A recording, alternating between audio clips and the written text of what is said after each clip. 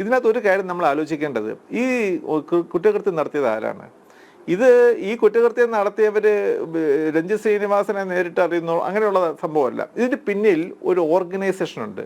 ആ ഒരു ഓർഗനൈസേഷൻ്റെ കില്ലർ സ്ക്വാഡാണ് ഈ ഒഫൻസ് നടത്തിയിട്ടുള്ളത്. അവർക്ക് ഇന്ന് രഞ്ജിത് ശ്രീനിവാസനെ അവരെ കൊലപ്പെടുത്തിയിട്ടുണ്ടെങ്കിൽ നാളെ മറ്റൊരാളെയാണ് അവർ കൊല ചെയ്യപ്പെടുന്നത്. ഈ കേസിൽ കൊണ്ടുവന്നിരിക്കുന്ന തെളിവുകളുടെ അടിസ്ഥാനത്തിൽ ഞങ്ങൾക്ക് മനസ്സിലായ ഒരു സംഗതി, രഞ്ജിത് ശ്രീനിവാസൻ കൊലപാതക കേസിലെ പ്രതികളെ കൃത്യസമയത്ത് അറസ്റ്റ് ചെയ്യപ്പെട്ടില്ലായിരുന്നുവെങ്കിൽ തുടർച്ചയായിട്ടുള്ള കൊലപാതകങ്ങൾ ആലപ്പുഴ ജില്ലയിൽ അല്ലെങ്കിൽ കേരള സംസ്ഥാനത്ത് തന്നെ നടന്നേനെ. കാരണം ആ ലിസ്റ്റിൽ രഞ്ജിത് ശ്രീനിവാസന് ശേഷം പേരുള്ള ധാരാളം പേരുണ്ട്.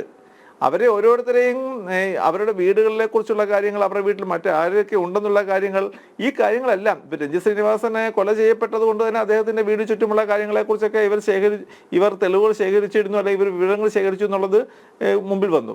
പക്ഷേ ആ ലിസ്റ്റിലുള്ള മറ്റു പലരുടെയും വിവരങ്ങൾ ഇതുപോലെ ശേഖരിച്ചിട്ടുണ്ട്. എനിക്ക് കൃത്യമായി പറയാൻ സാധിക്കുന്ന ഒരു സംഗതിയുണ്ട്.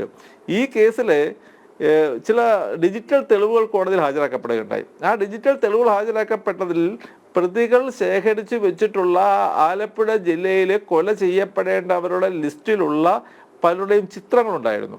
അപ്പോൾ ആ ചിത്രങ്ങൾ കോടതിയിൽ ഇത് ആരുടേതാണ് എന്ന് പ്രൂവ് ചെയ്യുന്നതിന് വേണ്ടി അതിന് പരിചയമുള്ള ആളുകളെ സാക്ഷിയാക്കി പ്രോസിക്യൂഷൻ ഭാഗത്തു നിന്നും വിസ്തരിച്ച വേളയിൽ ഒരു സാക്ഷിയോട് അയാളുടെ ചിത്രം അതിലുണ്ട് എന്നുള്ളത് മുൻകൂട്ടി സൂചന കൊടുത്തിരുന്നില്ല. അപ്പോൾ കോടതിയിൽ സ്ക്രീനിൽ ഡിസ്പ്ലേ ചെയ്യുന്ന കൂട്ടത്തിൽ പെട്ടെന്ന് സ്വന്തം ചിത്രം കൂടി വന്നപ്പോൾ ആ സാക്ഷിക്കൂട്ടിൽ നിന്ന് ഞെട്ടുന്ന ഒരു സാക്ഷിയെ ഞാൻ കണ്ടതാണ്.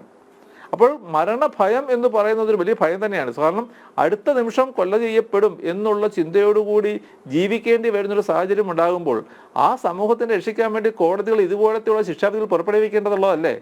അല്ലെങ്കിൽ പിന്നെ നീതിന്യായ വ്യവസ്ഥയിൽ സാധാരണക്കാരന് എന്ത് വിശ്വാസമാണ് ഉണ്ടാകുന്നത്? അതുകൊണ്ട് തന്നെ ഈ പ്രതികൾക്ക് നൽകിയിട്ടുള്ള ശിക്ഷ ഇനി മുകളത്തെ കോടതികൾ പോയാൽ പോലും വലിയ മാറ്റങ്ങളൊന്നും ഉണ്ടാകുമെന്ന് വിശ്വസിക്കുന്നില്ല. കാരണം തെളിവുകൾ കൃത്യമാണ്. അവിടെ ദൃക്സാക്ഷികളുടെ മൊഴികൾ മാത്രമല്ല, അതിനുവേണ്ടിയുള്ള സാങ്കേതിക തെളിവുകളും സാഹചര്യ തെളിവുകളും കൂട്ടി കൊണ്ടുവരാൻ പ്രോസിക്യൂഷൻ സാധിച്ചിട്ടുണ്ട്. അവയെ കൃത്യമായി ഒത്തുചേർക്കാനും പ്രോസിക്യൂഷൻ സാധിച്ചിട്ടുണ്ട്. അതായത് ഈ ഹിറ്റ് ലിസ്റ്റാണ് ഈ 15 പ്രതികളുടെയും വധശിക്ഷ ഉറപ്പാക്കിയ പ്രധാന ഘടകം. കോടതിയുടെ നിരീക്ഷണത്തിലും അതുണ്ട് എന്നാണ് ഞാൻ മനസ്സിലാക്കുന്നത്. 3-ാം പ്രതി അനൂപിൻ്റെ ഭാര്യയുടെ മൊബൈൽ ഫോണിൽ നിന്നും, തെറ്റാണെങ്കിൽ തിരുത്താം, PFI ഉന്മൂലനം ചെയ്യാൻ ലക്ഷ്യമിട്ട BJP RSS നേതാക്കളുടെ പട്ടിക, ഹിറ്റ് ലിസ്റ്റ്, DYSP NR ജയരാജിൻ്റെ നേതൃത്വത്തിലുള്ള അന്വേഷണ സംഘം കണ്ടെത്തിയിരുന്നു. ഹിറ്റ് ലിസ്റ്റിലെ ആദ്യ പേരുകാരനായിരുന്നു അഡ്വക്കേറ്റ് രഞ്ജിത് ശ്രീനിവാസൻ. ഈ കേസിൽ ശക്തവും സുതാര്യവുമായ അന്വേഷണം നടന്നില്ലായിരുന്നെങ്കിൽ ഈ സുപ്രധാന ഡിജിറ്റൽ തെളിവ് പ്രോസിക്യൂഷന് ലഭിക്കുമായിരുന്നില്ല. കാലേക്കൂട്ടി ആസൂത്രണം ചെയ്ത കൊലപാതകമാണ് ഇതെന്നും, പ്രതിഭാഗം ആരോപിച്ചതുപോലെ പെട്ടെന്നുണ്ടായ വികാര വിക്ഷോഭത്തിൻ്റെ പുറത്ത് നടത്തിയ ഹത്യയല്ല ഇതെന്നും തെളിയിക്കാൻ സാധിച്ചത് തന്നെയല്ലേ ഈ 15 പ്രതികൾക്കും വധശിക്ഷ ലഭിക്കാനുള്ള പ്രധാന കാരണം?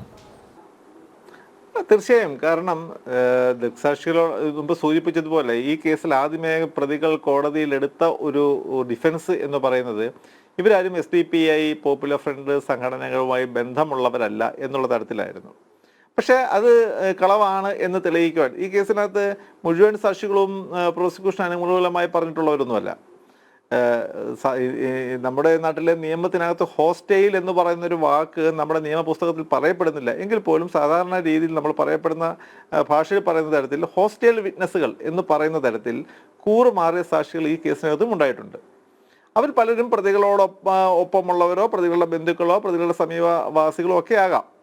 പക്ഷേ ആ സാക്ഷികളെ പോലും അങ്ങനെ ഒരു പ്രോസിക്യൂഷന് അനുകൂലമായി അല്ലെ പ്രോസിക്യൂഷൻ്റെ ചാർജ് ഷീറ്റിൽ പറയുന്ന ഒരു സാക്ഷി പ്രോസിക്യൂഷന് അനുകൂലമായി കോടതിയിൽ മൊഴി നൽകിയിട്ടില്ലെങ്കിൽ അവരെ പ്രോസിക്യൂഷന് ക്രോസ് വിസ്താരം നടത്താം.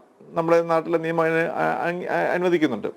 അപ്രകാരം അവരെയൊക്കെ വളരെ വിശദമായി തന്നെ ക്രോസ് വിസ്താരത്തിന് ഞാൻ വിധേയമാക്കിയിട്ടുണ്ടായിരുന്നു. അപ്പോൾ അവരിൽ നിന്നൊക്കെ അവരാദ്യമേയൊക്കെ പലതും മറച്ചു വെക്കാൻ ശ്രമിച്ചിട്ടുണ്ടെങ്കിൽ പോലും പിന്നീട് സത്യം അവരുടെ വായിൽ നിന്ന് തന്നെ കോടതിയിൽ പറയേണ്ടി വന്നിട്ടുണ്ട്. അപ്പോൾ അതിൽ നിന്നെല്ലാം കൃത്യമായൊരു സംഗതി, ഈ കേസിലെ 14-ാം പ്രതിയായിട്ടുള്ള ആ 14-ാം പ്രതിയുടെ ഭാര്യ മണ്ണഞ്ചേരി പഞ്ചായത്തിലെ ഒരു SDPI സ്ഥാനാർത്ഥിയായി മത്സരിച്ച് വിജയിച്ച ജനപ്രതിനിധിയാണ്.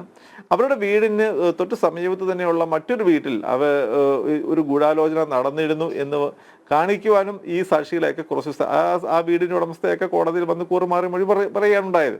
പക്ഷെ അവരെയൊക്കെ ക്രോസ് വിസ്താരത്തിൽ കൂടി അങ്ങനെ കൊണ്ടുവരാൻ സാധിച്ചു. അപ്പോൾ ഇങ്ങനെ കൊണ്ടുവന്ന സാക്ഷി മൊഴികളിൽ കൂടിയും അതേപോലെ തന്നെ കോടതിയിൽ അതിനകത്ത് എടുത്തു പറയേണ്ട സംഗതി, ചില സാക്ഷികൾ കോടതിയിൽ വന്ന് മൊഴി നൽകിയത്, ഞാനത് അടിവരയിട്ട് പറയാൻ ആഗ്രഹിക്കുകയാണ്, വളരെയധികം ഭീഷണിയുടെ ഇടയിൽ നിന്നുമാണ് അവർ കോടതിയിൽ വന്ന് മൊഴി നൽകാൻ സാധിച്ചത്. ഇപ്പോൾ പോലീസിൻ്റെ സഹായമുണ്ട്, അവർക്ക് വിറ്റ്നസ് പ്രൊട്ടക്ഷൻ സ്കീം പോലെയുള്ള നടപടികൾ നമ്മുടെ നാട്ടിൽ നിലവിലുണ്ടെങ്കിൽ പോലും ഒരു സാക്ഷിയെ ഭയപ്പെടുത്താൻ ഒക്കുന്ന തരത്തിലുള്ള ഭയം പല സമയത്തും പ്രതികളുമായി ബന്ധപ്പെട്ടവരോ ഈ കേസിനകത്ത് ഉയർത്തിയിട്ടുണ്ടായിരുന്നു. അപ്പോൾ ആ ഭീഷണിയുടെ എല്ലാം ഇടയിൽ നിന്നുമാണ് പല സാക്ഷികളും കോടതിയിൽ വന്ന് സത്യം കോടതിക്ക് മുമ്പാകെ പറഞ്ഞത്. ഈ കേസിലെ സാക്ഷികൾ എന്ന് പറയുമ്പോൾ ഏതെങ്കിലും ഒരു പ്രത്യേക പാറ്റേണിലുള്ളവരായിരുന്നില്ല. സമൂഹത്തിന് ഏറ്റവും താഴെ തട്ട് മുതൽ സമൂഹത്തിന് ഏറ്റവും ഉയർന്ന തട്ട് വരെയുള്ള വിവിധ മേഖലകളിലുള്ളവർ ഈ കേസ് സാക്ഷികൾ ഉണ്ടായിട്ടുണ്ട്. അവർ BJP-ക്കാർ ഉണ്ടായിരുന്നു, അത് CPM-കാരുണ്ടായിരുന്നു, കോൺഗ്രസ്സുകാരുണ്ടായിരുന്നു, പല വിധത്തിലുള്ളവർ ഈ കേസ് സാക്ഷികളായിട്ടുള്ളവർ ഉണ്ടായിരുന്നു. ഇപ്പം ഇവരുടെ എല്ലാം, അതായത് ഏതെങ്കിലും ഒരു പ്രത്യേക വ്യക്തികളെ എങ്ങനെയെങ്കിലും കേസിൽ പ്രതികളാക്കണമെന്നുള്ള ഉദ്ദേശത്തോടു കൂടി ഫ്രെയിം ചെയ്ത് കൊണ്ടുവന്ന ഒരു കേസായിരുന്നില്ല, മറിച്ച് ഒറിജിനൽ പ്രതികൾക്ക് കൃത്യമായ ശിക്ഷ ലഭിക്കണമെന്നുള്ള ഉദ്ദേശത്തോടു കൂടി തന്നെ തയ്യാറാക്കിയ ഒരു കേസായതുകൊണ്ട് ആ കേസിലെ സാക്ഷികളും എല്ലാ സാക്ഷികളും തന്നെ ഇതിനകത്ത് ജെനുവിനിറ്റി ഉള്ളവരായിരുന്നു. അവരുടെ മൊഴികളിൽ നിന്ന് അത് വ്യക്തമായിരുന്നു. ഇവരെയൊക്കെ വളരെ, എനിക്ക് തോന്നുന്നു, കേരളത്തിൽ ലഭ്യമായതിൽ വെച്ച് ഏറ്റവും ശക്തമായ ഒരു ഡിഫൻസ് അഭിഭാഷക നിരയാണ് ഈ കേസിലെ പ്രതിഭാഗം കോടതിയിൽ ഹാജരാക്കിയത്. ദിവസങ്ങളോളം എടുത്താണ് പല സാക്ഷികളെയും അവർ ക്രോസ് വിസ്താരം നടത്തിയത്. പക്ഷേ ആ ക്രോസ് വിസ്താരത്തിൽ നിന്നൊന്നും പ്രോസിക്യൂഷൻ്റെ കേസുകൾ കളവാണെന്ന് വരുത്താൻ ഒക്കുന്ന ഒരു വാക്ക് പോലും, ഒരു വരി പോലും ഈ കേസിനകത്ത് ലഭ്യമായിട്ടില്ല. മറിച്ച് പ്രോസിക്യൂഷൻ്റെ കേസുകളെ കൃത്യമായ അതിൽ ഉറച്ചു തന്നെ മുന്നോട്ട് പോകുന്ന മൊഴികളാണ് എല്ലാ സാക്ഷികളും കൊടുത്തിട്ടുള്ളത്. അതുകൊണ്ടാണ് ശിക്ഷയെക്കുറിച്ചുള്ള വാദം വന്ന സമയത്ത് പ്രോസിക്യൂഷൻ ശക്തമായി തന്നെ ഇത് അപൂർവങ്ങളിൽ അത്യപൂർവമായ കേസായതുകൊണ്ട് തന്നെ ഏറ്റവും പരമാവധി ശിക്ഷ ഈ പ്രതികൾക്ക് ലഭ്യമാക്കണം എന്ന തരത്തിലുള്ള വാദം പറഞ്ഞിട്ടുള്ളത്. അതുകൊണ്ട് തന്നെയാണ് കോടതിയുടെ വിധിന്യായത്തിൽ തന്നെ ജനാധിപത്യ രാഷ്ട്രത്തിൻ്റെ നെടുന്തൂണുകളിലൊന്നാണ് കോടതികളെന്നും അതുകൊണ്ട് തന്നെ ഇത്തരമുള്ള കുറ്റകൃത്യങ്ങൾക്ക് നേരെ കണ്ണടച്ചിരിക്കാൻ സാധിക്കത്തില്ല എന്നും പ്രതികൾ ഈ നിയമത്തിൻ്റെ യാതൊരു ദയാദാക്ഷിണ്യവും അർഹിക്കുന്നവരല്ല എന്നുമുള്ള ഒരു നിരീക്ഷണം കൂടി കോടതി കണ്ടെത്തിയിട്ടുള്ളത്.